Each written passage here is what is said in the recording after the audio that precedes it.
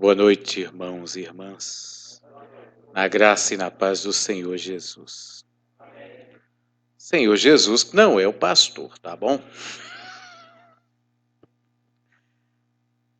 Fico imaginando, deve ser complicado. Bom, vou falar nada não, vai.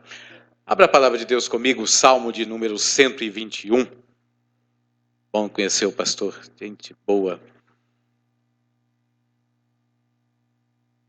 Homem de oração. Isso é pouco do que se ouve e se vê, já se deduz. Salmo de número 121. Eu imagino até que o pastor Jesus deve até ter marcado alguma coisa nesse salmo. Só de ter conversado um pouquinho com ele, já desconfio. Acertei? Salmo 121. E diz assim a palavra de Deus: Eleva os meus olhos para os montes, de onde me virá o socorro? O meu socorro vem do Senhor, que fez os céus e a terra. Não deixará vacilar o teu pé. Aquele que te guarda não dormitará. Eis que não dormitará, nem dormirá aquele que é o guarda de Israel. O Senhor é quem te guarda, o Senhor é a tua sombra à tua mão direita. De dia o sol não te ferirá, nem a lua de noite. O Senhor te guardará de todo mal, ele guardará a tua vida. O Senhor guardará a tua saída e a tua entrada, desde agora e para todo sempre. Palavra de Deus para a sua edificação. E você diz: Amém. Vamos orar. Pai de amor, Deus bendito, nós, em nome do Senhor, estamos reunidos para louvor da Tua glória, exaltação da pessoa de Cristo Jesus, nosso Salvador. Já cantamos, contribuímos, desfrutamos da comunhão e gostaríamos nesse instante que a Tua palavra fale ao nosso coração. Que Teu Espírito tenha plena liberdade de conduzir-nos, de guiar-nos e principalmente, ó Deus, nos aproximarmos mais de Ti. É o que te pedimos em nome de Jesus. Amém.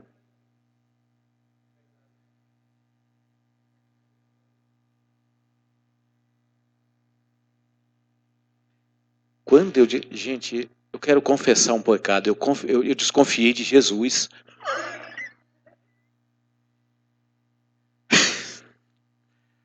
Todos nós, sem exceção, e talvez você fale qual o tema que o pastor idealizou para falarmos essa noite. Eu diria que seria mais ou menos certezas no mundo de incerteza. Nosso mundo passa por uma complicação cada vez mais perceptível.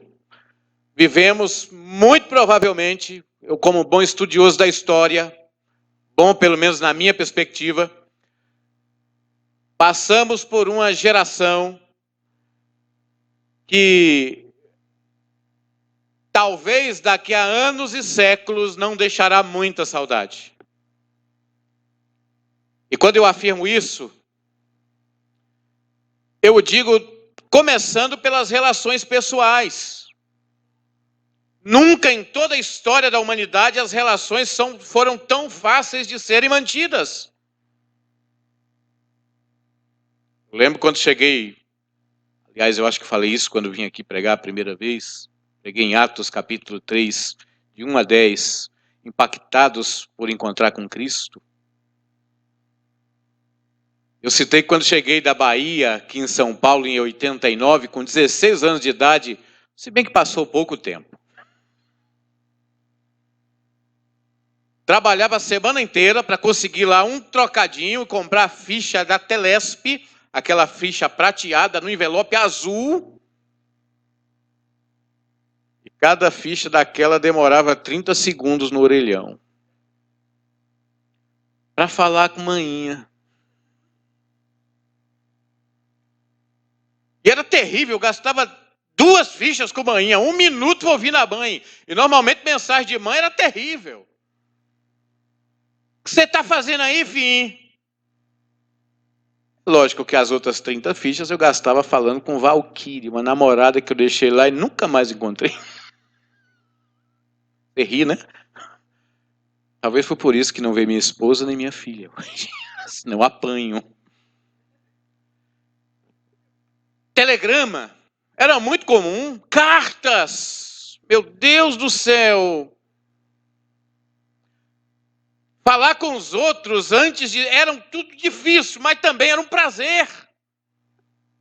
Se era difícil passar uma semana para falar com alguém via telefone, por cartas então era terrível. Telegrama era sinal de urgência. Nós quebramos isso com o passar do tempo, graças a Deus. Nós facilitamos o jeito de nos comunicarmos, mas estamos isolados cada vez mais. Por isso eu digo que essa geração, em matéria de relacionamento, talvez passe os séculos e ela não vai deixar saudade alguma. E se eu falo isso no ambiente do relacionamento pessoal, eu, Marcos, Pastor Jesus e algum outro irmão, quando o assunto entra no campo da fé, só piora. Porque se foi difícil para os homens poder deixar de relacionar-nos uns com os outros, imagina quando isso é levado ao ambiente da fé. Ficou impossível. Porque as pessoas estão crescendo cada vez mais na forma de entender: eu sou poderoso, eu posso, eu faço, comigo é desse jeito, e eu descarto qualquer um que não se aproxima daquilo que eu gosto. Só que esse mesmo princípio às vezes se aplica à relação com Deus.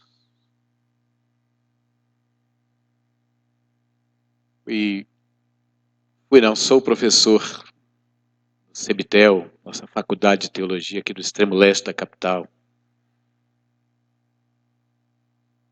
Uma das peculiaridades foi poder preparar pessoas para o ministério que virá pela frente.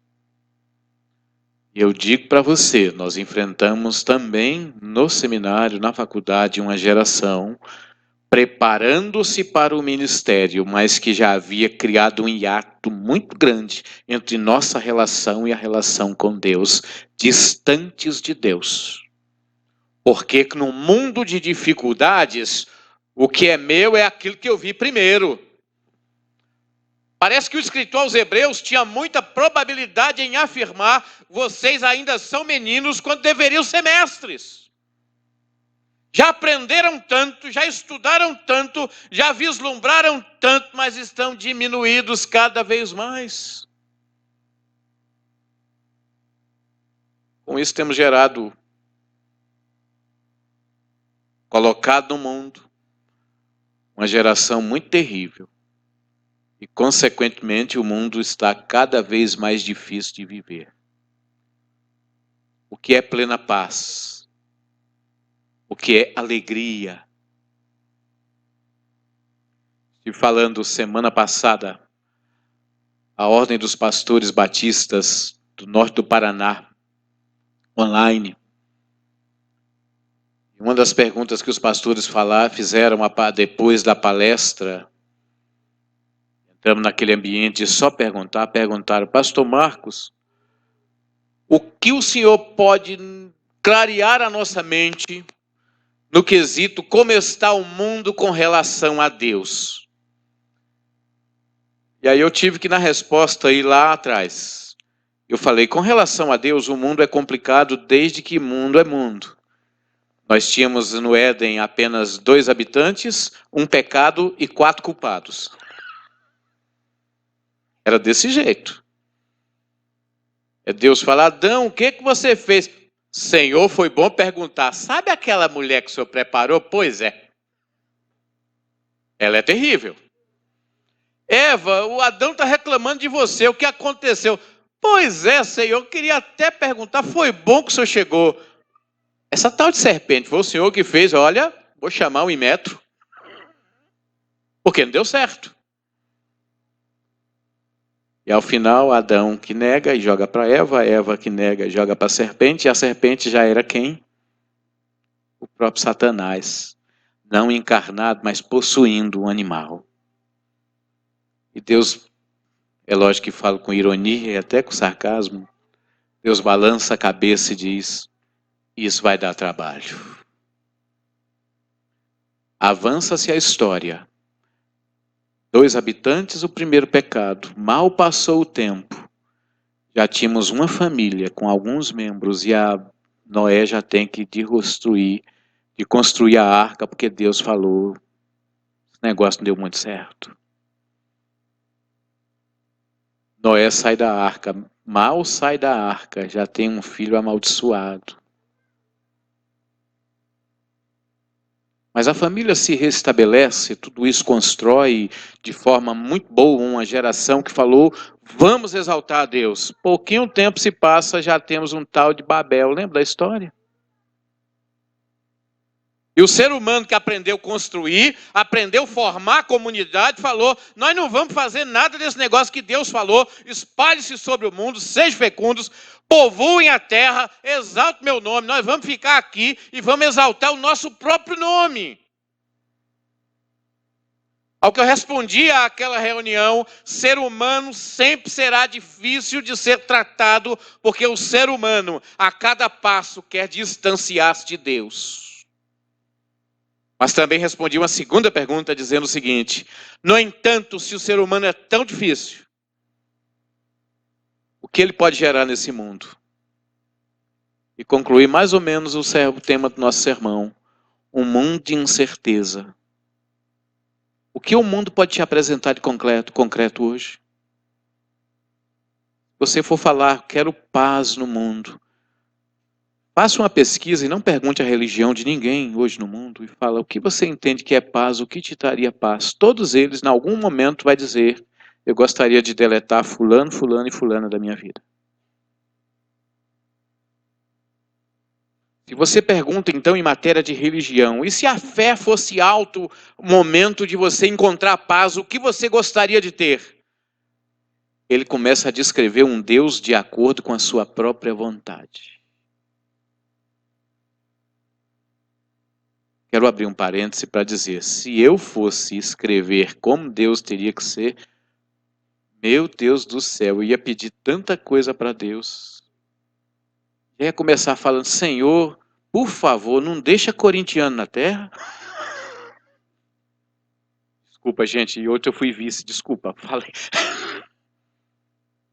Eu ia falar para Deus tantas astúcias, tanta coisa, dizendo, Senhor, não seja desse jeito, faz desse jeito, olha, desse jeito aqui, mais ou menos, Senhor, e parente fulano e fulano, não, eles não dão. Porque é assim o nosso jeito, só que esse nosso jeito é um jeito que não vai levar a lugar nenhum. E o mundo continuará incerto. Talvez foi por isso que Isaías chegou a dizer o seguinte, os vossos pecados fazem separação entre vós e o vosso Deus. Porque se existe algo de concreto na vida, é que nós não somos muito bons para poder conduzir a história. Ainda bem que há um Deus que conduz isso. E num mundo de incerteza, eu posso ter algumas certezas que eu gostaria de compartilhar com você nessa noite. É lógico que nós passamos por momentos tão difíceis na vida, problemas tão insolúveis, situações desagradáveis, coisa que tira a nossa paz. Viver nesse mundo de incerteza, situação desagradável vai continuar a vir. Viver num mundo em que às vezes eu me acho senhor da razão, vai simplesmente continuar complicando a minha vida. Porque eu, de sã consciência, fazendo uma inspeção muito honesta na minha vida, teria que chegar para Deus hoje e falar, Senhor, o Senhor é perfeito, mas essa obra que o Senhor fez, inicialmente perfeita, decaiu e decaiu muito.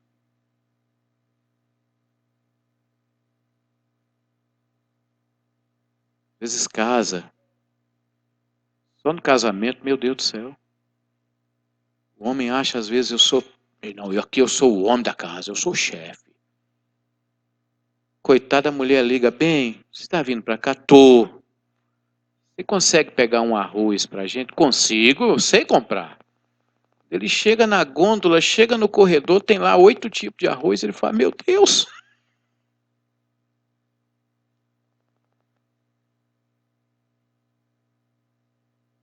Talvez as nossas certezas, as nossas convicções precisavam passar por uma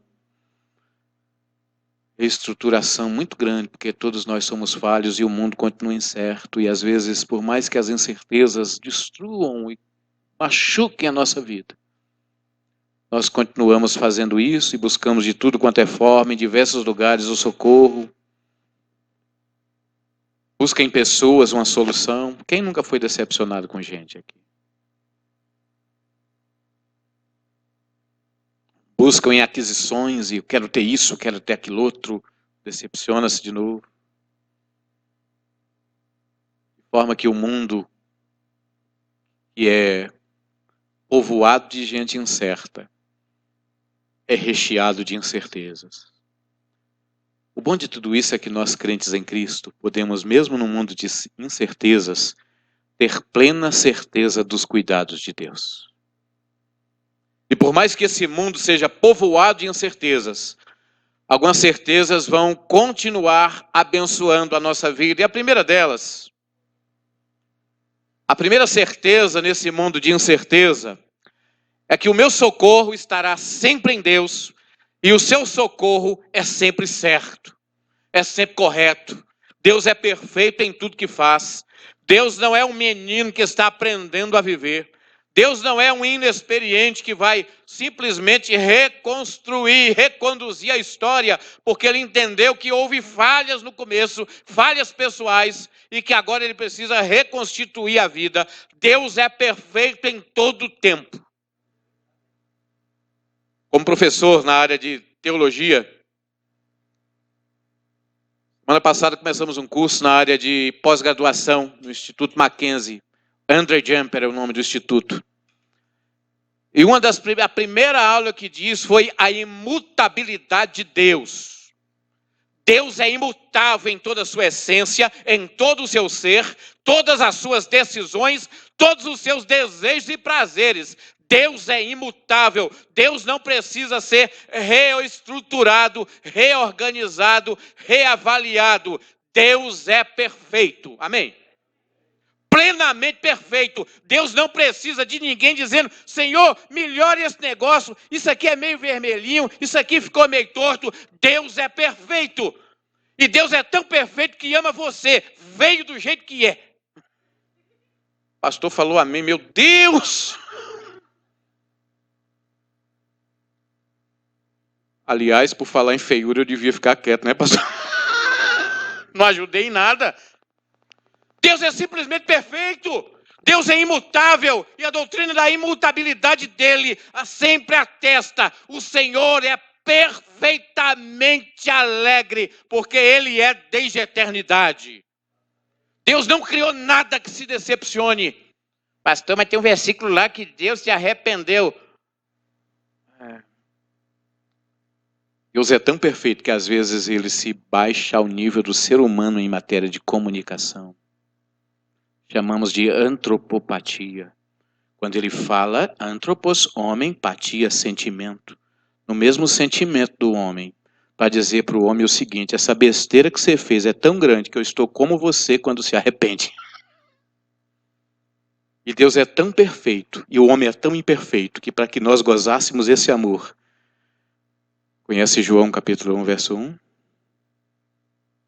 princípio era o Verbo estava com Deus, e o Verbo era Deus. Ele estava no princípio com Deus. Todas as coisas foram feitas por ele, e sem ele, nada do que foi feito se fez. E o Verbo se fez carne e habitou entre nós. Gosto muito quando eu leio em grego esse texto que diz assim: em arquê routologos emão yeshon estou. Ou seja, em arquê, no princípio. Deus, que é a palavra, se fez carne e habitou entre nós. Mas eu disse que, no meio de um mundo de incerteza, o meu socorro está sempre em Deus e que Ele é certo. Olha o que diz o texto nosso: eu elevo os meus olhos para o monte de onde me vem o socorro. Meu socorro vem do Senhor, que fez os céus e a terra. O salmista passava por uma situação bem difícil. Esse salmo é o chamado Salmos da Romagem, Cânticos da Romagem, é o Salmo dos Degraus, é o segundo deles. Salmo de número 120, ele diz assim: com a minha voz eu clamo ao Senhor. No segundo verso, no segundo salmo de romagem que os judeus cantavam, está dizendo que eu elevo os meus olhos para os montes, e há uma discussão teológica muito interessante sobre que monte que ele está falando. Porque parece que o salmo não é escrito por Davi. Se foi escrito por Davi, o templo Israel em Jerusalém não estava pronto. Quem estava pronto era a cidade que ficava a 800 metros de altura do nível do mar. Então ele está falando de que monte?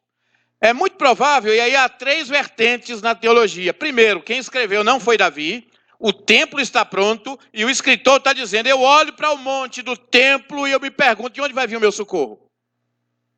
Segunda opção, quem escreveu foi o Davi. Mas Davi olha para a história, e Deus apareceu para Moisés também no monte. E a terceira opção, e talvez para mim seja uma junção de tudo isso, uma das coisas que acontecia com o judeu era ter que encarar a idolatria, e a idolatria era marcada por adoração no monte. Lembra de Elias quando enfrentou os profetas? Os falsos profetas? Eles estavam no monte. Fazendo a junção de tudo isso, quando o salmista diz, eu elevo os meus olhos para o monte, de onde vem o meu socorro? Meu socorro vem do Senhor que fez o céu e a terra. Eu gosto muito de fazer quase que batendo no liquidificador. Se é o salmista, ele diz, a minha capital, que é império da minha nação, é conduzida pelo Senhor. Mesmo assim, o Senhor está acima dela. Talvez, quem sabe, se foi ele que escreveu para dizer-nos, as forças terrenas são inferiores ao poder de Deus. Mas talvez seja alguém que já construiu o templo e olha para o templo e diz, ali está o templo, morada do Senhor. Mesmo assim a minha vida está fragilizada. Eu sei que Deus habita naquele espaço, mas eu sou frágil. De onde vai vir o meu socorro? Quem sabe para nos ensinar o seguinte, ambientes construídos pelos homens são inferiores ao poder de Deus. E aqui, quantos de nós já não tivemos que nos agarrar a coisas que os homens construíram achando que iam fortalecer nossa fé e ela só enfraqueceu? Durante os anos trabalhei na cidade de Taubaté. Morava em São Paulo, morava sozinho, era solteiro. Íamos de carro para lá e quantas vezes no mês de outubro eu não vi pessoas caminhando até o santuário de Aparecida. Eles achavam que o local da divindade, da santificação e felicidade estava num ambiente construído pelo homem. Eu gosto muito da terceira opção. Que os montes foram idolatrados, construídos como forma de adoração a um falso Deus e as pessoas se apegavam àquilo. O salmista diz o seguinte no verso de número 2. O meu socorro vem de Deus. Fez o quê? Montes, templos e locais de adoração são da terra. Quem foi que criou a terra? O Senhor. O salmista está nos dizendo, ainda que a nossa visão seja diminuída quanto ao poder de Deus, há um Deus que criou absolutamente tudo. E ainda que a sua fé esteja apegada, eu gosto desse monte, eu gosto do templo, eu gosto disso, gosto daquilo outro, há um Deus acima de tudo isso. Sabe, meu irmão, não sei como falar com você, como anda a sua fé nessa noite. Como tem sido a sua oração, sua vida de santificação, sua busca da companhia e presença de Deus. Talvez humanamente falando, viva até de forma fragilizada. Gostaria para dizer para você, o seu socorro sempre virá do Senhor. Esse socorro é certo. Ainda que eu me apegue a coisas do mundo, o Senhor é acima disso. Ainda que eu me apegue a pessoas frágeis, o Senhor é acima disso. Ainda que eu me apegue a coisas que normalmente vão passar e passarão, o meu Deus está acima de tudo isso. Não sirvo a um Deus que vai simplesmente sair da história. O salmista diz que não há qualquer dúvida que um dia Deus vai nos socorrer. Talvez o salmista diz, o meu socorro pode até ser que venha de Deus. Num mundo com tanta dúvida.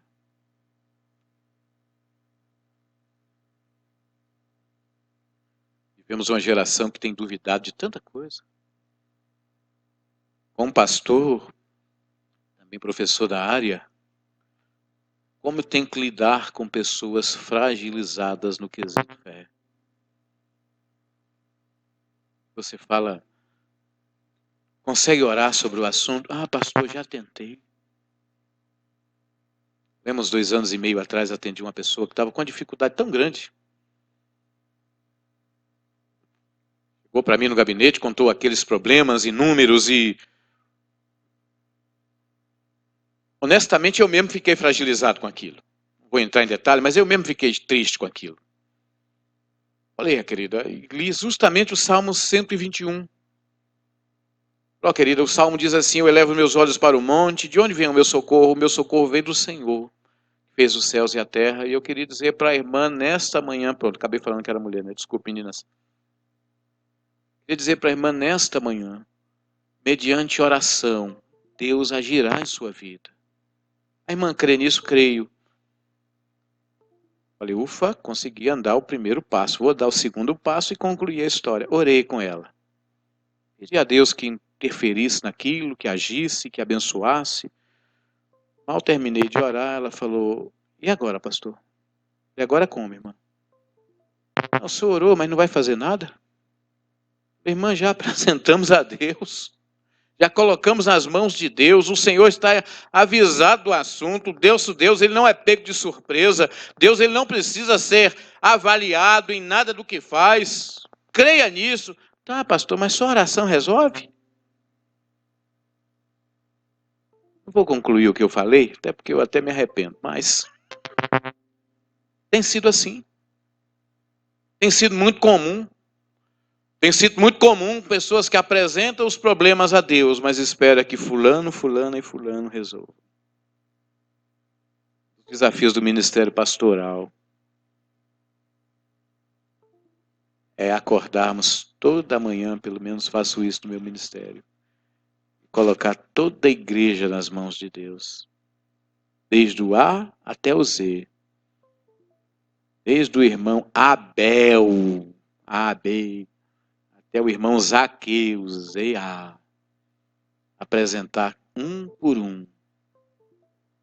E ainda às vezes ter que lidar com gente que fala, e aí pastor, sossegado hoje? Se a gente fosse descrever quanto mal nós apresentamos para Deus, levaríamos quase que o dia todo, mas é assim. E por que fazemos isso? Mesmo nesse mundo de incerteza, nós sabemos que o nosso socorro é de Deus e o seu socorro é certo, não vai falhar. Sabe uma das alegrias que eu tenho em ser pastor? É saber que eu sirvo a um Deus que é acima de tudo e de todos, mas que me ama pessoalmente, individualmente. E alguém brincou comigo e falou, pastor, como é que é? De repente o senhor está na igreja, aqui é tudo muito bom, o pessoal gosta do senhor. E quando chegar no céu, o senhor vai ser pastor também? Eu falei, graças a Deus, não. Terei o sumo pastor e eu estarei ajoelhado louvando ao Senhor a eternidade afora. Essa é a nossa vida. Por que fazemos isso? É porque nada. Não é por motivo nenhum. É porque sabemos a quem servimos. Sabemos a quem adoramos. Sabemos quem nos chamou para o pastorado. Esse é o nosso Deus. Talvez o mundo seja incerto para você. Individualmente eu gostaria de falar para você nesta noite. Deus lhe ama.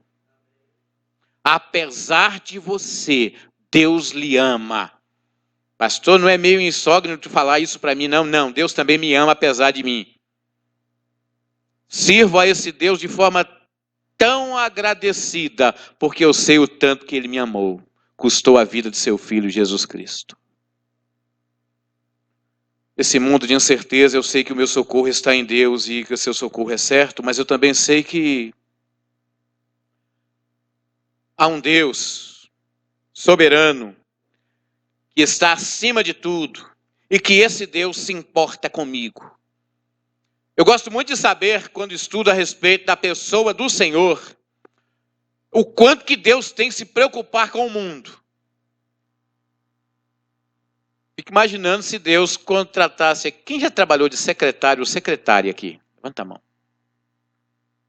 Coitada da irmã, vamos promovê-la agora ao céu, tá bom, gente? Ela vai para o céu. Chega lá, leva um currículo. Deus fala, você fazia o que lá na terra? Eu sou secretário. Assim, ah, tá bom, tem um servicinho para você. Você vai atender telefone de reclamação da terra.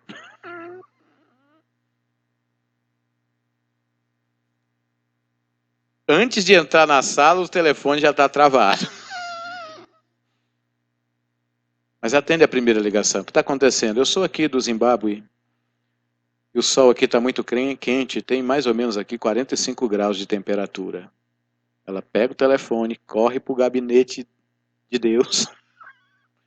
Senhor, tem um pessoal que está reclamando lá do Zimbábue, 45 graus lá e não tem jeito não. Tá bom, querida. O que você acha que tem que fazer? Baixa esse negócio, Senhor. Baixa para 30. Deus baixa para 30 a ligação de novo. Olha, eu tenho um animal aqui, ele não pode viver tão frio. 30 graus é terrível. E nós estamos falando de uma cidade só, de uma possível hipótese, não é nem hipótese concreta, e gente já reclamando. Só mudou uma coisinha de nada. E fico vendo como Deus tem que, por exemplo, cuidar das nevadas em um ponto do mundo. Deus tem que cuidar dos rios no outro ponto do mundo, da sustentação de deserto. O deserto também faz parte da vida terrena, precisa de deserto mesmo. Meu Deus do céu, às vezes eu não consigo cuidar de 4 bocas do fogão funcionando.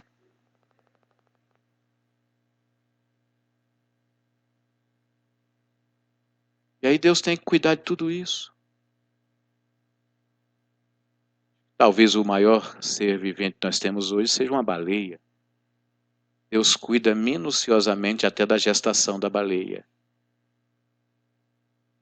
E tem uma coisa que eu vou chegar no céu e vou brigar com Deus, é porque Ele deixou também pernilongo na terra. Mas Ele cuida até daquilo. E Ele está pequeno, tem bichinho menor ainda que Deus também cuida. Um por um. Aí você fala, Deus, você tem tanta coisa para cuidar. O Senhor tem condições de cuidar de 7 bilhões e meio de seres humanos? Volta para o texto comigo. Verso 3 até o verso 5. O Senhor é quem não deixará vacilar o teu pé, verso 3. Aquele que te guarda não dormitará. Eis que não dormitará, nem dormirá aquele que é o guarda de Israel. O Senhor é quem te guarda. O Senhor é a tua sombra, à tua mão direita. Estou falando de uma terra cheia de intempéries, cheia de loucuras, num mundo que não existe apenas a mim. Talvez uma das coisas que eu ia pedir para a secretária, que acabamos de eleger, secretária de Deus, é deleta toda a terra e deixa só um habitante lá. Pastor Marco, deixa ele lá que vai ser perfeito. Deus vai coçar a cabeça e dizer, tadinha, não viu nada que eu já vi da vida dele. Apesar da terra ser esse baluarte de incógnitas, de loucuras, de incertezas, apesar da população já passar de 7 bilhões, apesar dos problemas de saúde, e são inúmeros, Deus cuida de você individualmente. Não fique pensando em momento algum, Senhor, eu quero agora entrar num ambiente de oração. Minha senha, qual que é, por favor?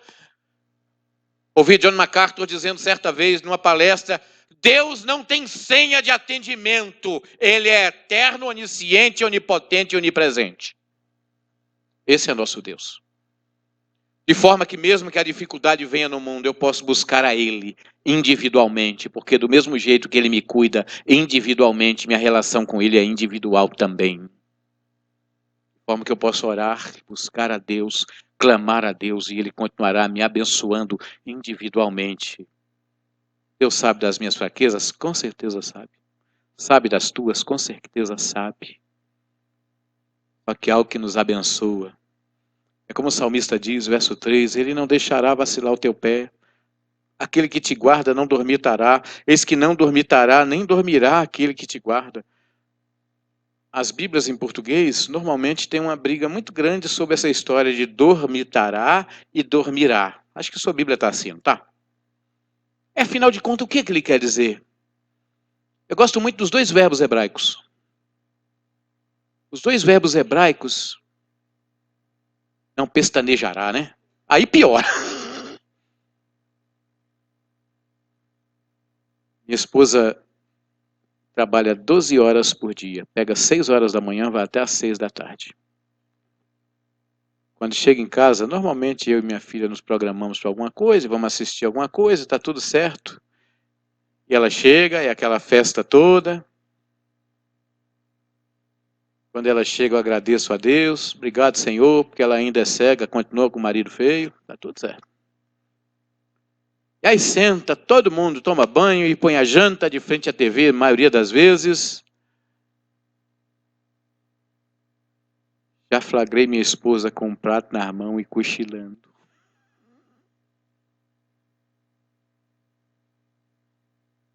Sabe o que o cansaço do dia nos faz? Uma vez eu viajei daqui para Vitória da Conquista, na Bahia, 1.430 quilômetros, em 16 horas. Acelerei tudo que eu podia. E vamos embora. Eu confesso para os irmãos, quando eu entrei no estado da Bahia, eu dei uma cochiladinha de mais ou menos 1 segundo, 2 segundos. Penso que é dirigir tanto tempo. Cansa. Quando o salmista diz, o guarda de Israel não cochila, e é essa a tradução mais correta do texto, e nem dorme, significa o que Deus faz por nós, ele não se cansa a ponto de dizer, trabalhei muito. E Deus não dorme a ponto de dizer, ele que se vire. Deus continua ativo e cuidando de nós. Uma das coisas que o adventista tem problema, por exemplo, é quando ele encara o texto de Gênesis que vai dizer o seguinte, e havendo ele acabado no 7º dia sua obra, descansou. Até no 7º dia o verbo pensar, que é descansar, Deus também trabalhou. Deus jamais desistirá de cuidar de você. Pode o mundo apresentar os maiores rumores de falta de paz. Deus continuará cuidando de você. Deus continuará abençoando a sua vida. Deus continuará insistentemente derramando graça sobre você. É certo que o guarda não dormita. Imagine, sai de casa uma vez e fala, filha, talvez fulano venha aqui tal hora, por favor, acorda cedo. Ou filha, eu vou chegar mais tarde, não durma. Deus não vai precisar desse cuidado. Gosto muito do apóstolo Paulo. Somente no final, começo da carta aos Filipenses, começa de uma forma tão maravilhosa. Quando ele diz que as minhas prisões, em vez de destruir o poder do Evangelho, estimulou outras pessoas a pregarem o Evangelho. Ele encerra a sua carta dizendo assim, você lê os últimos versículos de Filipenses, vai ter uma coisa interessante quando Paulo diz assim, todos os santos vos saúdam, principalmente os da casa de César. Isso é um versículo que você fala, o que Paulo quer dizer com isso? O imperador César e todos os outros imperadores romanos eram adorados com a pronúncia salve César, viva César, viva o homem. O apóstolo Paulo começa a carta dizendo que toda a guarda pretoriana começou a assisti-lo, cuidar dele.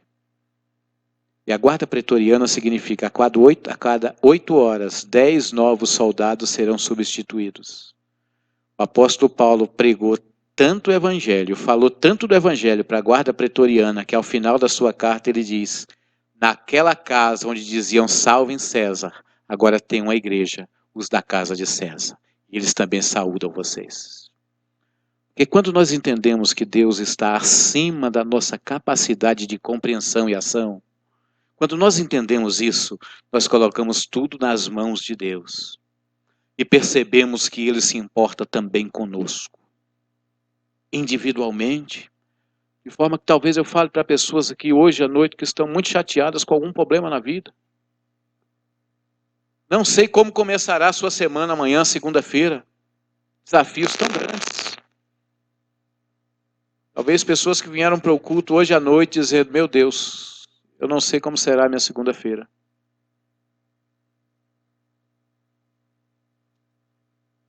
Talvez dizendo, enfrentarei problemas tão difíceis, Senhor, nessa semana, me ajuda. Uma das dificuldades que temos na convivência com o mundo é que parece que quando os problemas começam a aflorar, as relações começam a diminuir. Pessoas vão para cada um para o seu lado. Pouco se importa conosco. Gostaria de dizer para você, independentemente do seu problema da semana, o Senhor é contigo. Ele te abençoará. Gosto do Paulo quando diz, aquele que começou boa obra em nós há de completá-la. Esse é o Senhor. E por último, nesse mundo de incerteza, eu preciso ter certeza de que Deus controla a história e estará comigo em todos os momentos. Verso 6 diz assim, de dia o sol não te ferirá, nem a lua de noite. O Senhor te guardará de todo mal. Ele guardará a tua vida. O Senhor guardará a tua saída e a tua entrada, desde agora, até quando? Para sempre. Se você tiver o cuidado de ler o Salmo 139, é um dos salmos mais maravilhosos da Bíblia. Não é que os outros são ruins, eu digo pelo peso do que ele traz para nós. O salmista fala, eu não era nem nascido e todos os meus dias já estavam escritos no teu livro.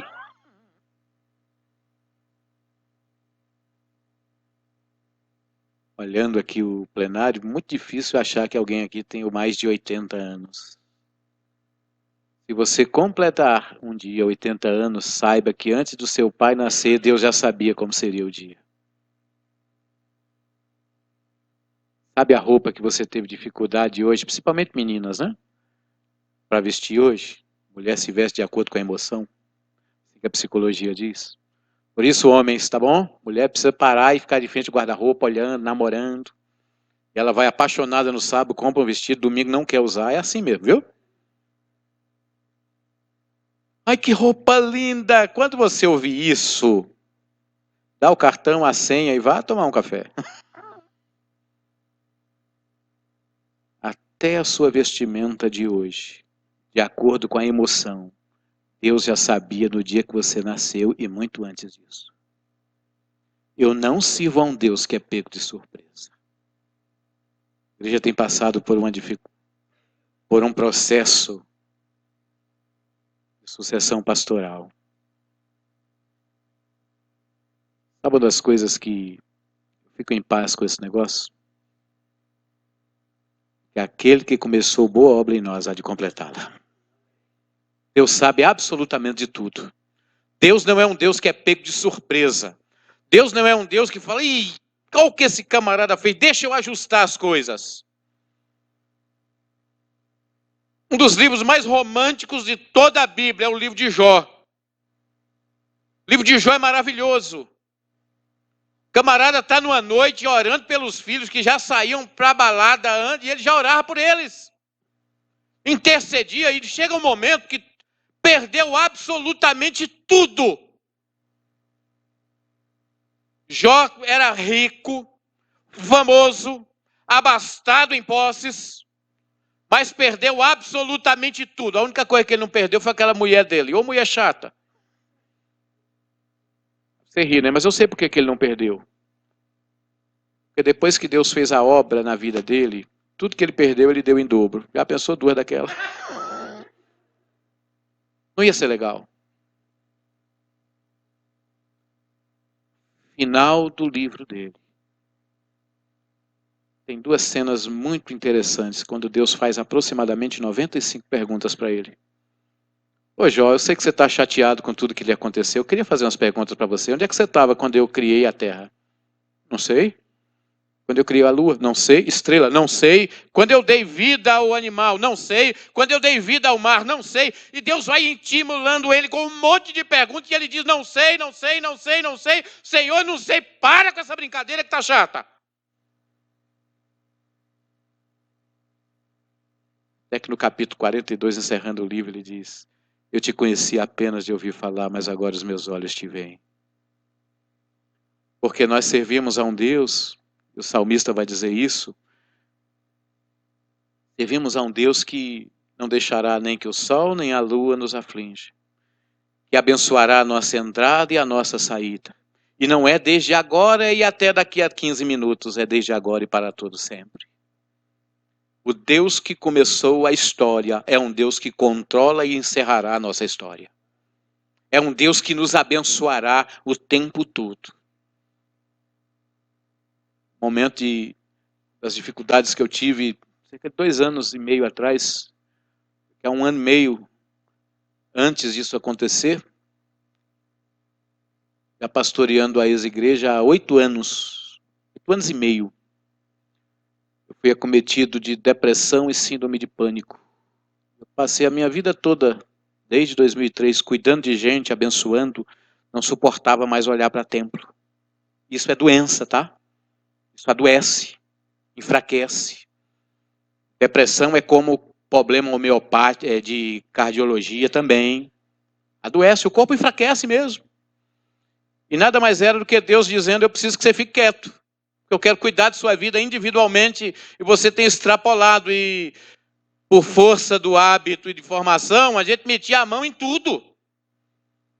Então eu tinha minha igreja para pastorear, a congregação que eu ia 1 vez por mês, 2 faculdades que dava aula, fazendo uma faculdade de doutorado, e não passasse tudo isso, morreu minha sogra, morreu minha cunhada, morreu meu cunhado, e tivemos que cuidar de 2 menores, e eu construindo uma casa. Deus dizendo, meu filho, você tem que parar. E eu simplesmente não parava. O psiquiatra dizia, pastor, você precisa parar. Por medicação, por força de tudo que aconteceu, após ter parado com o ministério, ainda tivemos um acidente, traumatismo craniano e tudo. Se eu fosse ler o enredo do que Deus permitiria, eu diria, Deus, não dá para tirar isso e isso? Em vez de morrer fulano, não pode ser o outro. Põe aquele lá. Senhor, põe esse aqui, vai. Tem um vizinho aqui que ele é terrível. Põe ele. Um acidente foi 9 dias de coma. Vou perguntar quem passou por isso, que é constrangedor ter que falar isso. Minha esposa teve que deixar o serviço para cuidar do marido. E em alguns anos de ministério, foi a primeira vez que eu tive que me ver debilitado, dependendo dos outros. Isso é terrível. Constrange, enfraquece. Após 9 dias de coma, passou do estado coma para entubado, 14 dias internado. 3 coisas eu preciso falar para os irmãos de todo esse processo. Primeiro, eu lembro apenas de no máximo 12 horas de internação, não lembro de mais nada. Graças a Deus por isso. Segundo, com a alta, foram suspensos toda a medicação que eu precisava tomar, devido a depressão e síndrome de pânico. O psiquiatra falou, você não precisa mais disso, você não tem mostrado mais nada, você não tem dependência nenhuma. Então Deus rompeu com a medicação que eu precisava, graças a esse processo tão dolorido. E Deus rompeu também com a depressão que é tão ruim, adoece tão, machuca tanto. E chega no terceiro ponto. O terceiro ponto foi quando eu cheguei na minha casa. Tudo bem, minha esposa então, ela chega para mim, filho, você sabe o que te aconteceu? Eu falei, não lembro de nada, não sei de nada do que ocorreu. Aliás, eu não quero nem lembrar. Ela falou assim para mim, você passou por isso e por isso. Você teve um desmaio, caiu da escada, bateu a cabeça, mostrou ainda o piso, estava meio estragado. Tá vendo? Foi isso que aconteceu com você. Você não lembra? Não lembro de nada. Falei, o que o médico lhe falou? Ele falou que era muito provável que você não voltaria ao normal. Aliás, como eu também sou da área de saúde, ele sabe que eu trabalho na área da saúde, ele foi muito honesto comigo, falou, olha, casos semelhantes a esse, sai daqui em óbito. Então, se a senhora tem fé, se apega a ela. Eu falei, o que você fez, filho? Ela falou, filho, a única coisa que eu fiz foi orar a Deus, e quando eu orava a Deus, eu me lembrei que um dia você estava dando uma palestra na Ordem de Pastores, lá no ABC, citando a vida de Jonas e de Sansão, você disse que eles enfrentaram todos os problemas e não morreram, porque quem Deus quer tratar e usar, nem morrer consegue. E eu vi isso na sua vida. Irmãos, eu não sabia que aquilo que eu preguei anos atrás podia edificar também minha esposa. E podia ser cada vez mais confirmado também na vida que hoje eu tenho vivido. Tenho, graças a Deus, pregado, lecionado, palestrado, quase que sem datas. Por quê? É aquele que começou boa obra em nós há de completá-la. E isso não é simplesmente num momento fictício. O salmista encerra o salmo dizendo: o Senhor guardará a tua saída e a tua entrada, desde agora e para todo sempre. Não sei o que tem passado em sua vida.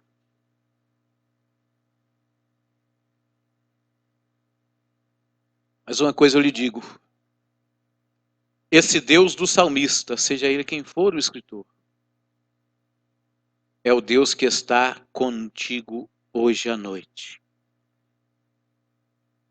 Gosto sempre de dizer, quando vou celebrar a ceia, que eu não creio no Cristo que morreu e ressuscitou apenas. Eu creio num Cristo que morreu, ressuscitou, ascendeu à direita de Deus e está presente nessa noite recebendo a adoração do seu povo. Esse é o Cristo que eu sirvo. É um Cristo que não quis que espaço e tempo lhe constrangesse e diminuísse. É um Cristo que está acima de todo mundo e está conosco também nessa noite. O apóstolo Paulo chega a dizer aos Filipenses: pelo que Deus lhe deu um nome que está acima de todo nome, para que ao nome de Cristo se dobre todo joelho dos que estão no céu, na terra, e toda língua confesse: Jesus é Senhor, para a glória do seu Deus. Esse é o nosso Deus. Num mundo de incerteza, você pode ter a certeza de um Deus que cuida de você, de um Deus que não é preso pelo tempo e espaço, de um Deus que não tem preferências, ele cuida individualmente de você. Amém? Curva a sua fronte, vamos orar a Deus, buscar a presença do Senhor. Talvez eu falei com pessoas hoje aqui que estão chateadas com algum problema tão difícil para reparar durante a semana. Desafios batem à porta, lutas, decepções, frustrações. Talvez eu fale com pessoas que foram decepcionadas por gente.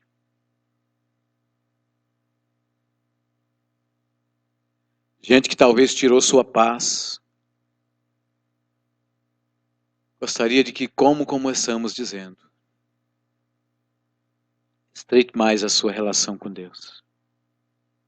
Deus continuou mesmo ontem, hoje e o será eternamente. Pastor, está tão difícil as coisas. 1000 dias para o Senhor são um dia apenas. Pastor, mas é tanta dificuldade nesse mundo. Eu sei. Pastor, a luta é tão grande. Eu sei. Quem morreu na cruz do Calvário lhe disse o seguinte: no mundo terás aflições, mas tendo bom ânimo, eu já venci o mundo. Esse é o Cristo presente nessa noite aqui. Pai, nós louvamos o teu nome e te agradecemos por Cristo Jesus, nosso Salvador, presente e atuante na vida da igreja. Pedir uma bênção especial na vida dessa igreja, Senhor, derrama a tua graça. Teu servo pastor que tem abençoado, ajudado, ó Pai, abençoa teu filho, fortaleça cada vez mais. Possa a tua igreja agir de acordo com a tua vontade e que na vida desta igreja Jesus Cristo seja glorificado. Abençoa-nos, Senhor, que possamos passar por tudo isso que tivemos que passar para exaltar Cristo, nosso Salvador. Cristo seja tudo em nós, que Ele cresça e que nós possamos diminuir, e que ao final, todo o desfecho da história seja conduzido pelo Senhor, por amor do Senhor e para a glória do Senhor. Te pedimos no nome de Cristo. Amém. Deus abençoe os irmãos.